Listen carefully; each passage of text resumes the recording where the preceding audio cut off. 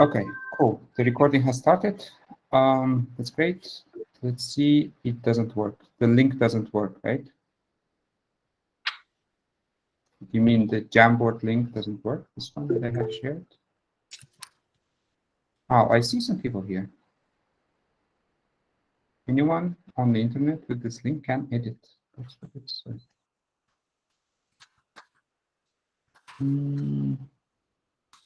Ekaterina? Aisha? Okay. There are multiple people for whom it doesn't work. Okay, we will manage it. We'll use chat instead of Jamboard. That's fine.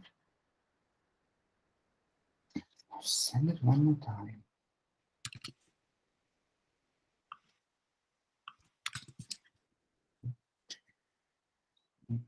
Надо было выбрать, поменяй, как ты свой экраном делишься. Share not the screen, share, or you want to share your whole screen. You don't want to share just that. I want to share. Okay, then I can keep tab on chat, so you don't have to reopen it again and again. And if there is something, I can read it out to you. Thank you very much. The presentation. So I have made an announcement that we'll talk today about the MVP. And I asked you to ask me any questions that you have, if you have them. That would really help me to shape the discussion and to address the problems that you are really having.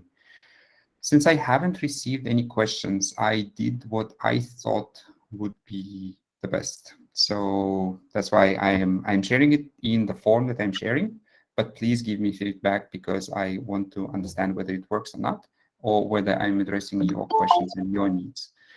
If it doesn't, then we can do the next session that we'll do maybe next Thursday, the way that you want it, and I will adjust the presentation and the things that I'll be talking about, and maybe we'll answer the questions that you might have. Now, have you read the articles that I have shared and watched the videos? That's the question. Can someone please say yes or no?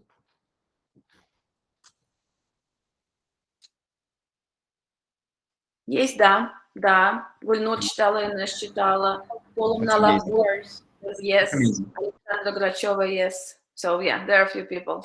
Thank you. Thanks, Sylvie. So looks like I don't need to talk about the basics of MVP, right? You can read about it in the articles that I have shared. You can read about it in the internet, wherever you want. It's just you type in what is MVP, and there will be like thousands and millions of articles that are out there in any language that you want, and there will be a description. So I don't see any value of going through the basics.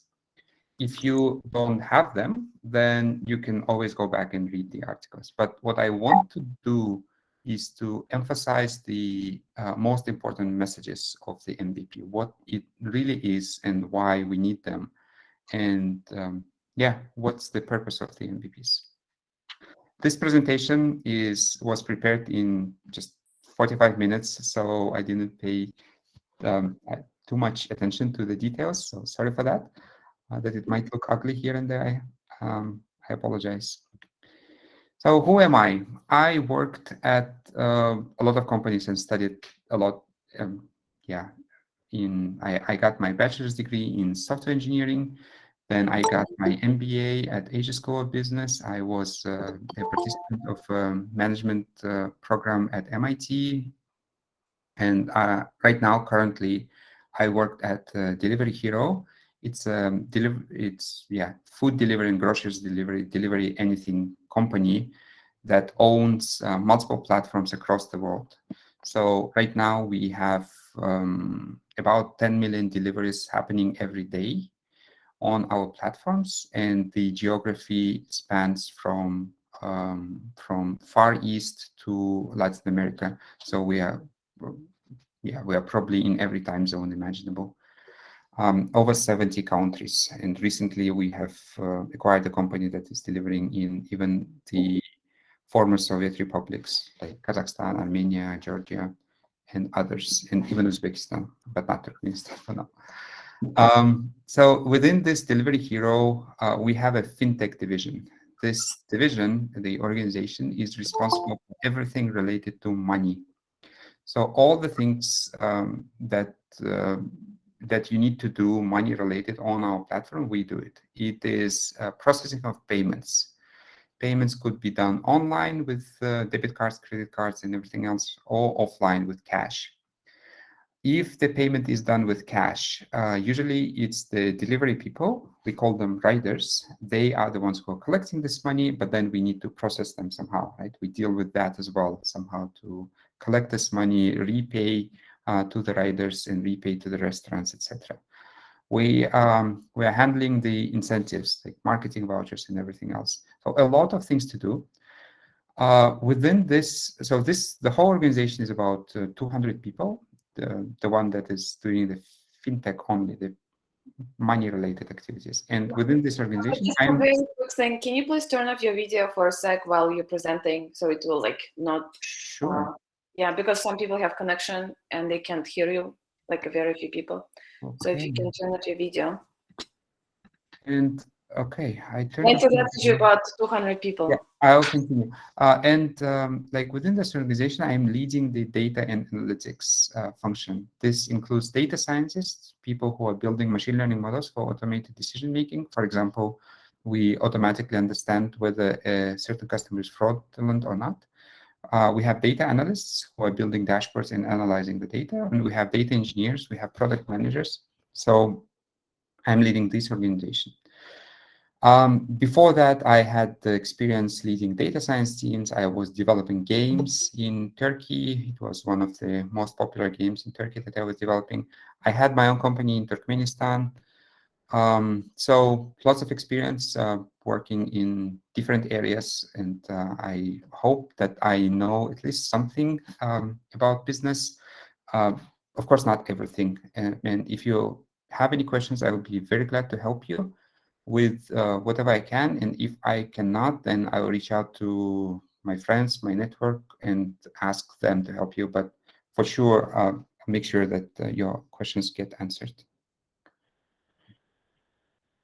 Now, I have created a lot of MVPs myself in my life, and I know that not everyone has a good connection, but I still want to play this video, and those of you who can see it, I hope you enjoy it. This is an MVP that I created about 3 years ago. Let me play the video.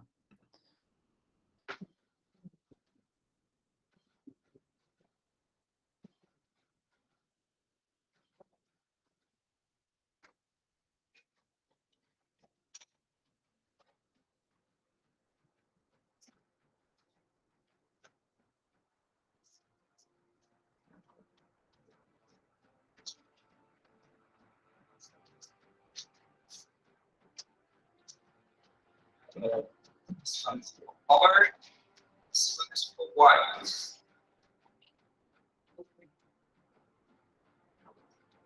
Next, I have my politics. Sticker things.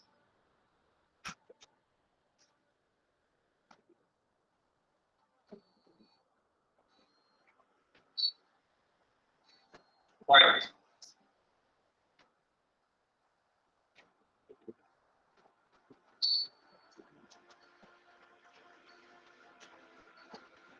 White.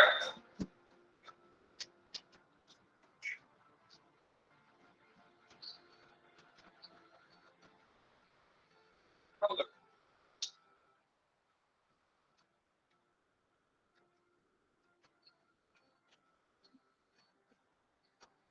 Color.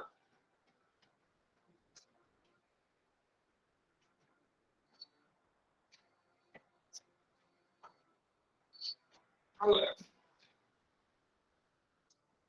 This guy is my saving. Okay, that's it. So the gun is meant for blind people who cannot separate their laundry into color versus white, and then they have problems just washing their laundry, right?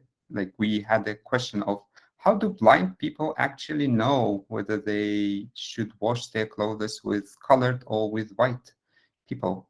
And that's the problem that we were trying to solve. And we have come up with this device. It's a very simple device which has a color sensor, a small circuit board, and a very, very simple software that just does this beeping sounds, different beeping sounds, depending on whether the color sensor sees only white color or different colors. Right? And we made this video as a presentation. The whole exercise took us 1 day to do from the beginning of designing this MVP to the end. And you see that we use duct tape, right? This tape to glue it together. It's transparent, it's ugly, it doesn't look well, but it serves the function. It does separate, not always, but sometimes it does separate between white and colored, right? And this was an MVP and the problem that we were trying to solve.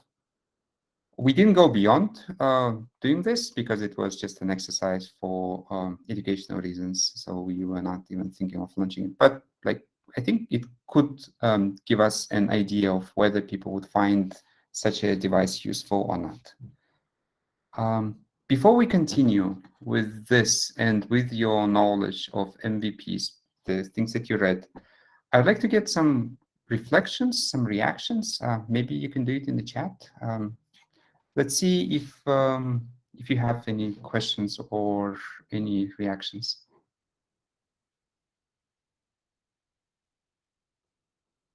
Okay, Bagul says that she would use it. Bagul, are you do you have a good sight? Are you visually impaired? No.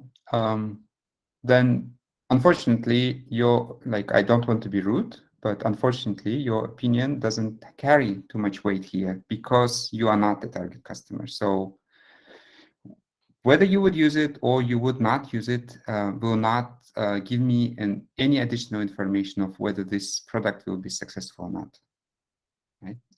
Do you understand why I say this?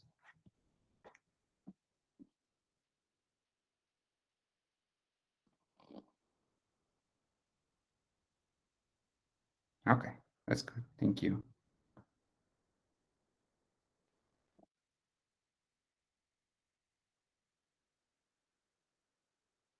Great.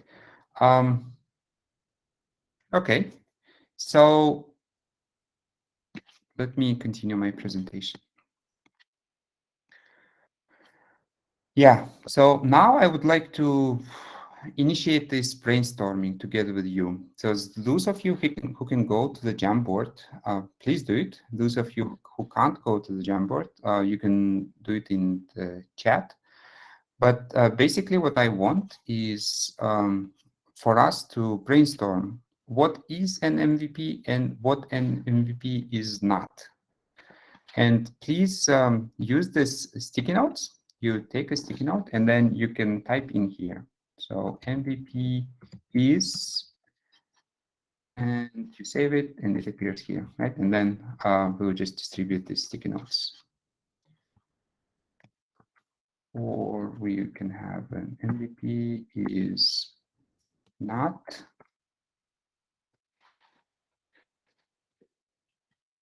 Yeah. Let's spend 5 minutes on this.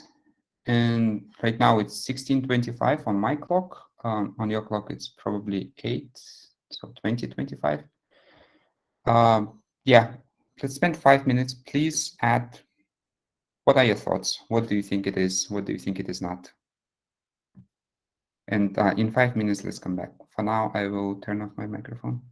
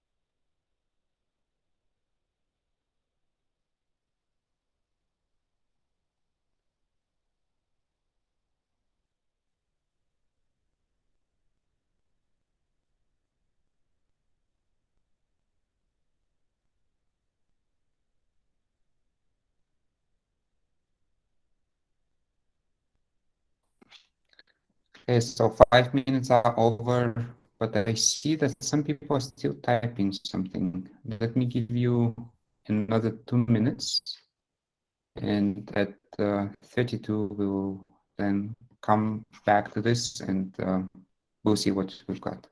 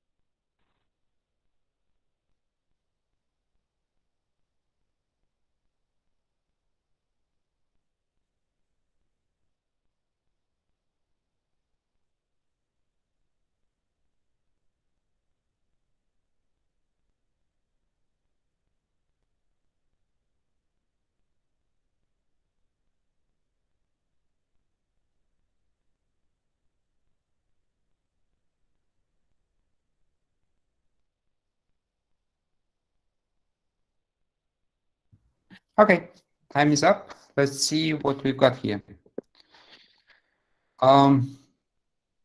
So do you guys want to read out loud what you have written, or shall I do this? Let's see, this one. Okay, let me read it, but then whoever has written it, maybe you can elaborate a little bit of what exactly did you mean. The product has at least minimal value. It is usable and useful. At least a small percentage of the target audience is using it. So whoever has written it, do you want to elaborate what exactly you meant by this?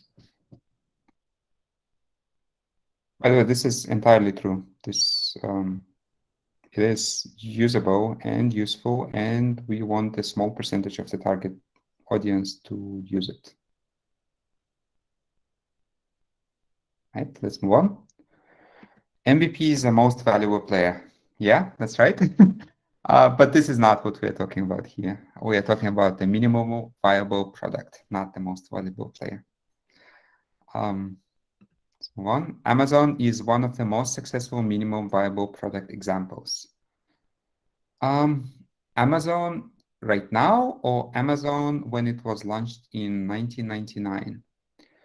If you look at Amazon, where it is right now, it's a huge corporation that generates MVPs almost every day. They every day have some kind of a hypothesis, a new product that they are launching, a new feature that they are launching, and they need to understand whether this product is going to work or not.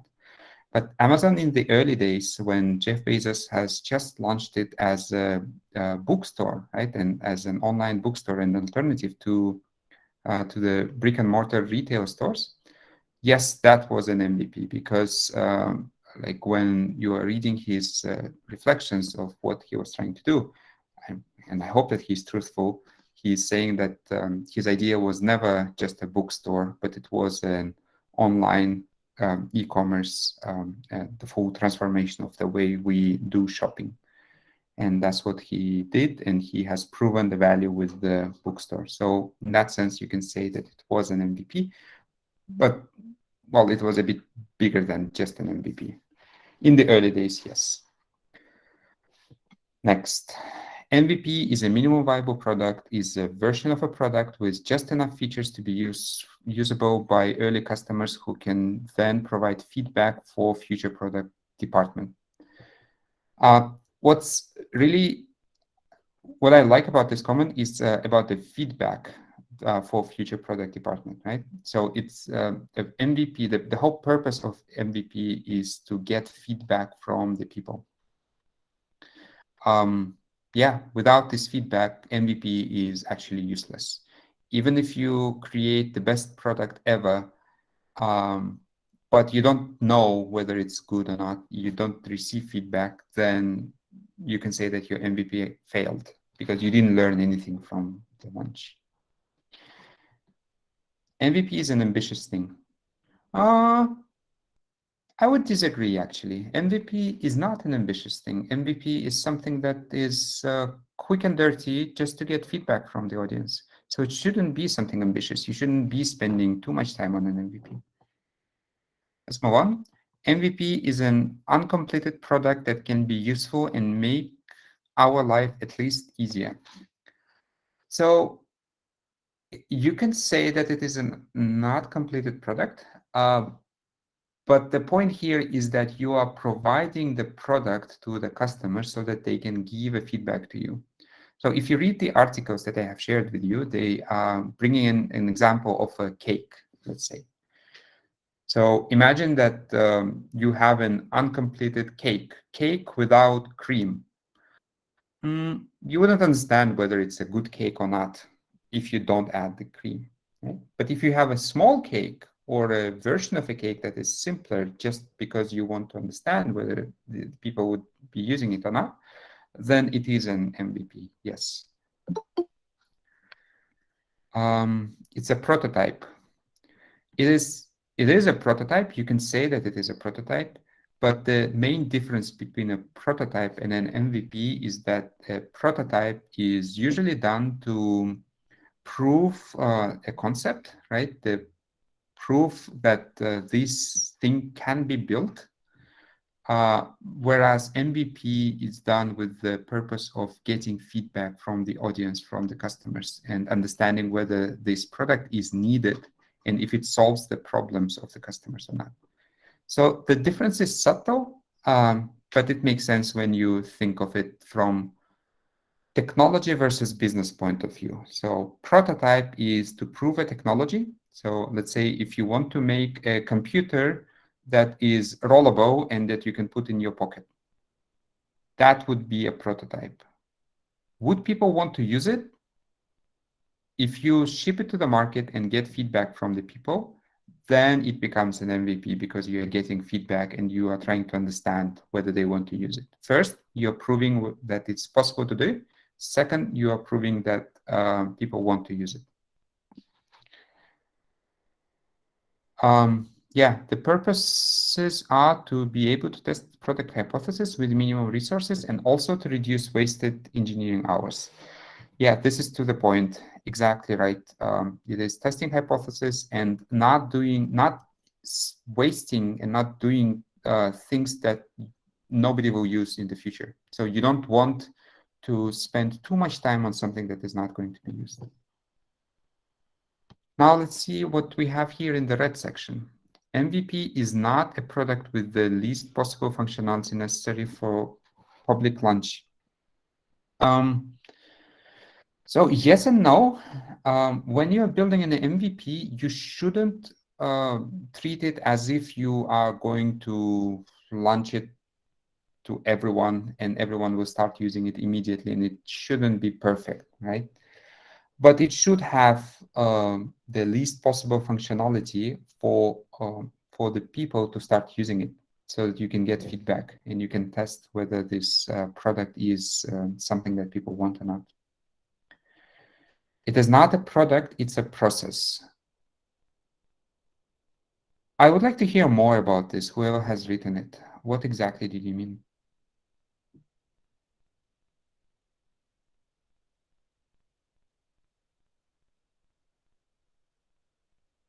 Okay, then I will leave it not commented because it's hard to understand. Like I can have multiple interpretations of what this could mean, but it's hard to understand just from this. MVP is not a completed product. So again, as I said earlier, it should be a usable product, right? It should not be perfect. It should not have all the features that you can imagine putting in it, but it should be something usable that people can use. If you saw the video, right, that I have shown, this thing, the gun, right? It was ugly. It was it had this battery, and it was very hard to use it because I had to use my armpit to hold it, right? But it did serve the purpose. It was usable. So it is a completed product, but with limited number of features and maybe not perfectly executed.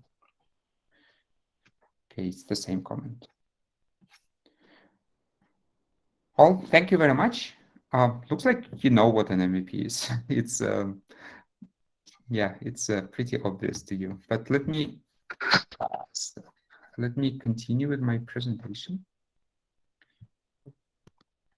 I will make it present.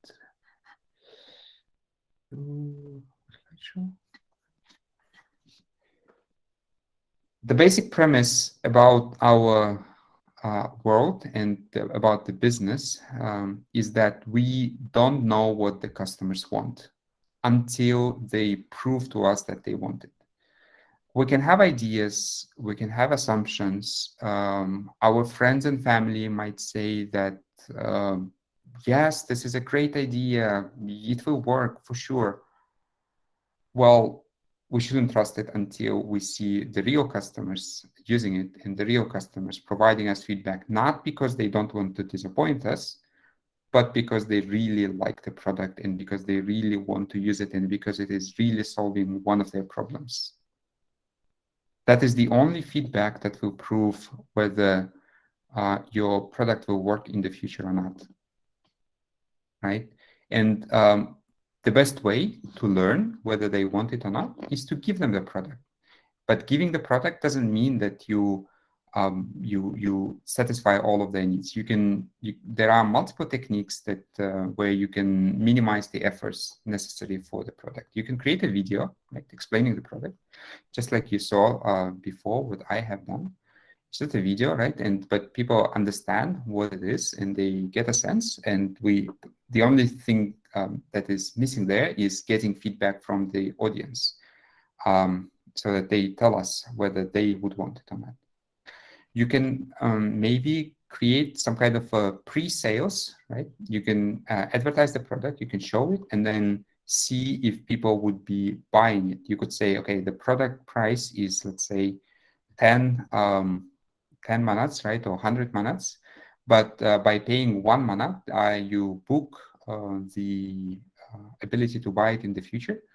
And that would be a much stronger signal than people just telling you that that they want this product, because now they are voting with their money, right? They are paying money and they're saying, yes, I want it and I want to book my place. So as soon as the product is out there, I want to have it.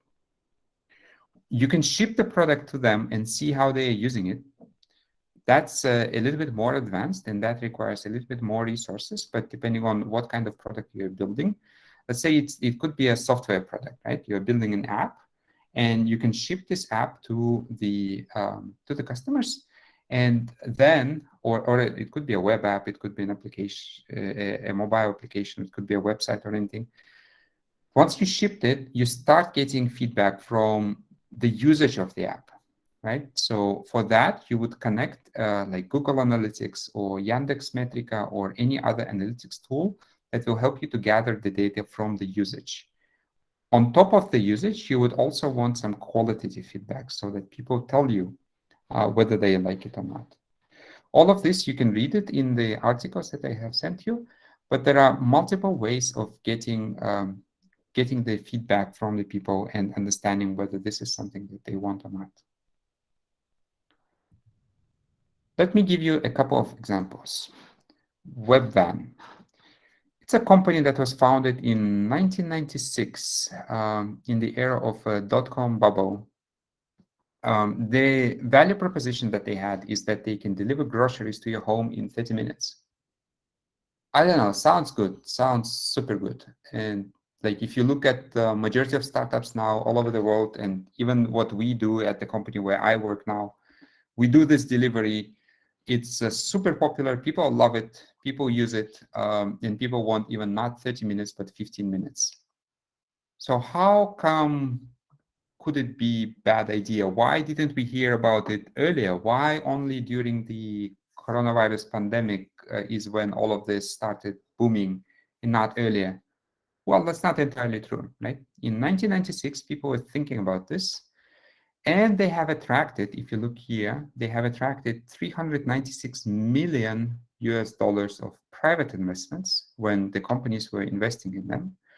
Then they did an IPO, initial public offering, and they went to the public markets to attract public investments, and they attracted another 375 million.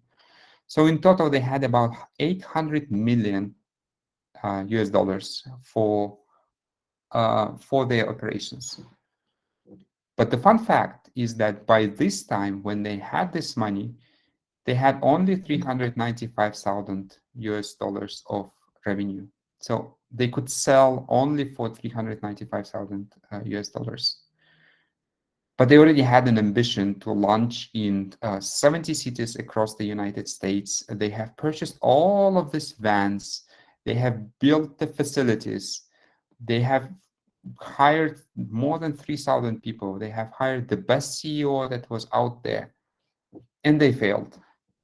The main reason for failure is that they did not get the feedback from the market. Did market actually want this product at the price that they were delivering? Of course. It looks like no, people did not want this product. But not paying enough attention to whether people want or not, and just assuming that it is a good idea because it sounded very cool, they have lost 800 million in 1996. And it is in 1996 dollars, right? That was just a huge amount of money. Another example, which is more positive, Tesla. Probably you have heard about Tesla. It's now the biggest or the most valuable car manufacturer in the world. And they had an ambition of launching an affordable car, affordable Model 3, right? And the value proposition was that it would be an electric vehicle that any middle-income family could buy for their purposes. So something like Toyota Corolla, right? And they announced it in 2006, but they could not ramp up their production, and they could not prove that they would be able to launch it only until 10 years after. Only in 2016 was when they were becoming finally serious about launching this vehicle. And the strategies that they had was that Elon Musk, the CEO of Tesla, he has made a presentation of that the vehicle will be launched. In that presentation, they had the car. They gave this car to drive to some people, right? To some select people who were invited to the conference. Mostly it's journalists. So basically, it's a demonstration, a proof of concept. But they turned it into an MVP by launching a pre-sales program. They said that whoever wants this car, please pay us $1,000, and we promise you that we will deliver it to you in 2017, maybe sometime in the future, right? And people started paying money. And like finally, they have collected about $276 million in deposits alone, right? That means that there was a huge demand for this car, and they already knew that if they start manufacturing now, they will sell at least to 276,000 customers. They had it ready without even having the ready-made product to be shipped to the market, right?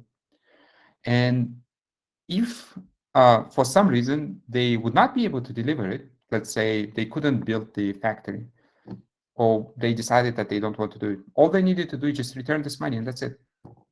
Which is, yeah, maybe a reputational damage, but it's not losing 800 million and building the warehouses and buying all of these vans that you saw in the beginning. And because they had this kind of demand from the customers, demonstrated demand, they could also attract a lot of investment for building actually their factories. They were able to launch their first cars in 2017. They shipped the first 30 cars. And now it's one of the best-selling, it is a best-selling electric vehicle in the world. So brilliantly executed MVP that is just a success. If you have more time, please read about the history of Model 3. It is a fascinating history.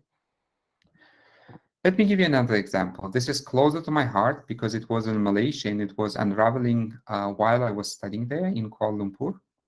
GoGet. GoGet started by a couple who were saying that, you know what, like there are many occasions when you need to deliver something from your place to another place. So let's say I'm sitting at home and I understand that I don't have a book, but I know that my friend has a book, but I don't want to go to my friend's place just to get the book, right? So I can call this company and they would deliver this book from my friend to me, right? Or let's say I am baking a cake. Oh, sorry, I'm mentioning cakes because I love cakes. I'm baking a cake and I want to share this cake with my friends. But I don't want to go to all of them, right? And I just call this company and say, hey, can you please deliver this piece of cake to my friend? And they do. They started like this. And the MVP was that this couple has built a very simple website and they were delivering everything themselves. They would sit in the car, right? They would use their own car. It was a husband and wife who would go from door to door and do all the delivery. And when they were doing it, they were talking to people. I used the service multiple times and they were talking to me. They were asking me, what are the problems that you are having? Do you like our service? What else would you want to have from our service? They were collecting the data by talking to people. Finally, they have realized that there is a much bigger opportunity in having a marketplace for some gig workers on their platform, right? So these would be workers who would come to you and fix your pipes, who would clean your windows or do stuff like that, or do some cleaning or maybe anything. And they have pivoted. A pivot is a term that is used that they have changed their idea a little bit based on the data that they have received. So they have changed the idea and now they have become one of the most successful platforms for the gig workers, for the workers who work occasionally to do some stuff here and there. So the learning that I want to get to you from this MVP is that the MVP that you have built does not mean that you continue with the same product. The idea might change. And the whole purpose of the MVP is to get feedback to understand what actually is needed for the market. It might not be the thing that you think it is. It might be something different. And when you get this feedback, only then do you realize what it actually is. Another example of when they pivoted, Bourbon. It's a company that was launched in 2007, I believe, in California. And you can read this a piece from an article that was written in one of the journals. I put the link here. So Systrom is the guy who has founded it with his friend. And yeah, let me read it. Systrom and the girlfriend, who would become his wife, Nicole Schutz, whom he met at Stanford, went on a short vacation to a village in Baja, California Sur, Mexico, called Todos Santos, with the picturesque white sand beaches and cobblestone streets. During one of their ocean walks, she warned him that she probably wouldn't be using the new app. None of her smartphone photos were ever good, not as good as the friend Hodgmo's were, at least. So the Bourbon was an application, an app that would let you have the photos on it and then share these photos with your friends. Right? That was the application. And the founder has built this app, the MVP, launched it, but looks like not many people were using it. And then finally, his girlfriend started being more candid with him, more open with him, and started saying that she didn't really like the app because she didn't like how her photos looked on the app, right? And if you know, like cameras on the telephones were very bad in 2007, And yeah, they were not that good. And she wasn't confident sharing these photos. And then she's saying that she likes Hodgman's, right? She likes Hodgman's photos. And then Sistrom asks, you know what he does to those photos, right? And then she said, he just takes good photos. No, he puts them through filter apps, Sistrom explained. Well, you guys should probably have filters too, Shuet said. And then Sistrom has implemented a filter, and it took him 2 days to implement the filter, and the app just exploded. And now you probably know this app as Instagram. And the Instagram was sold to Facebook for 1 billion euros, 1 billion US dollars in just 4 years after the launch. But if they didn't receive this feedback, if they were not listening to the feedback, they would probably never have implemented the filters, the first filters, what actually made the Instagram successful. And we would have never had Instagram in the shape it is now. Probably somebody else would have developed it, but not these guys.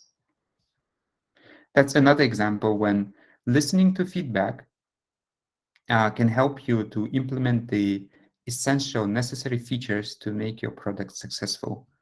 And that's, again, the purpose of MVP, to get feedback and to implement the features so that it is needed for the market, right? And that there is a demand for them. Collect the data. Talk to people about your product. And don't just talk to people who like you, because they would be scared of offending you. And you want honest feedback, right? You don't want feedback just to make you feel good. You want feedback to make your product really good. Welcome all feedback, both positive and negative. What you are doing there is testing your hypothesis. It is not about you, it is about your product, and it is about making it better. And if you have negative feedback about your product, it is good, because then somebody is telling you what could be improved. So use this feedback and pay attention to it. Use different tools. As I showed you, right? It could be talking to people. It could be getting feedback as comments. It could be some automated tools. It could be anything else. It could be some forms that you send out where they send you feedback. Do this and be creative with your MVP, because there's no one size fits all solution. You need to use your creativity. And finally, the message that I want you to have is that MVP is a tool for learning. Well, with that, I would say that my session was an MVP, and I would like to get the feedback. Please send this feedback in the messages here, or send this feedback to my Slack. You can send it wherever you want. Please do this. Let me improve it. And then later, next week, we will probably continue, and we will have a hopefully more engaging session where like we'll answer your questions, right? And I will take your feedback into account. Thank you, guys.